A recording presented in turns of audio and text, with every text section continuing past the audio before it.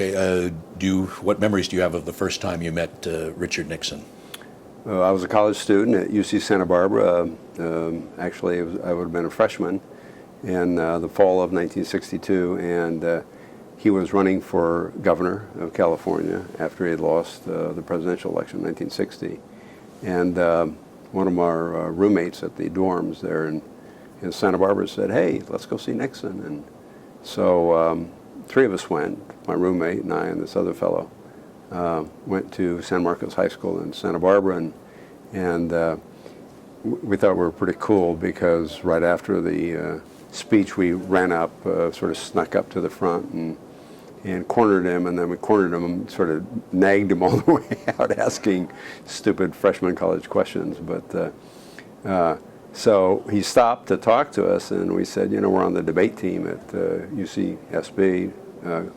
And he said, and he went into a big, as I learned later, this observations he would make about the people he was talking to, and he gave us, well, you know, rhetoric has changed, and now a casual style, a conversational style is what you should do in debate. The way I used to do it was wrong, and this is the right way. And we thanked him and we went on. So that was the first time. Were you political? Had you been interested in him particularly? Or did you just go because he was Nixon and he was going to be on campus? No, I would say I was political, but more in less in the national party sense at that time. I would consider myself a Republican. This fellow who had me go with him to this event also got me to read Six Crises. And so I would say that at the time I was marginally political in the sense of being for Nixon or not for Nixon. And then I read his book, Six Crises, and I became very much a fan, if you will. And then how did you join the White House speechwriting staff? I got involved in the campaign in 1968. I was a second-year law student at Columbia University, and I had seen this article in the newspaper about the new men around Nixon, including Ray Price and Pat Buchanan and Marty Anderson and Dwight Chapin and others.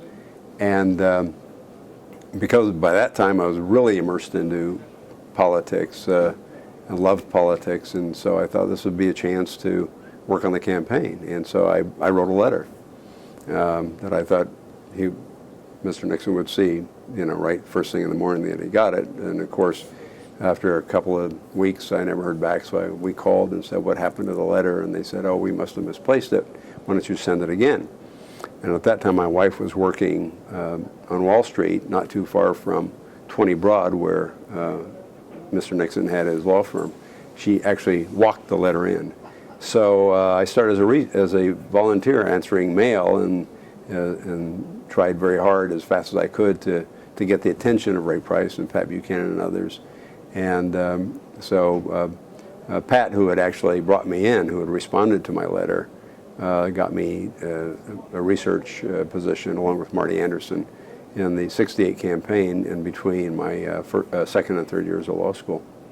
There were a lot of young people on the Nixon staff, weren't there? There were the grandees. I mean, they were young men, but they were already sort of grandees of Sapphire and Price and Buchanan. And Buchanan was real young at that time. Right. Pat Buchanan celebrated his 30th birthday in that year in November, just before the election in '68. Sapphire, I think, was in his late 30s. Ray Price, I remember, was in his around 37. Marty Anderson was 32. Dick Allen was 32. Bill Gavin was, I think, in his late 20s, and I was 23. There was just a lot of us who were surrounded him at the time. And even Alan Greenspan was only 42 back in 1968. So we had a lot of young men who were eager and impressed with this opportunity to elect him president. And then that carried over into the White House, where the White House speechwriting staff, which was headed by Ray and had Pat and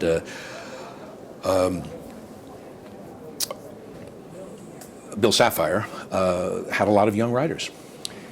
We had the White House speechwriting staff was pretty much tiered. We had what I call the murderer's row of speechwriters, of Pat Buchanan, Ray Price, and Bill Sapphire.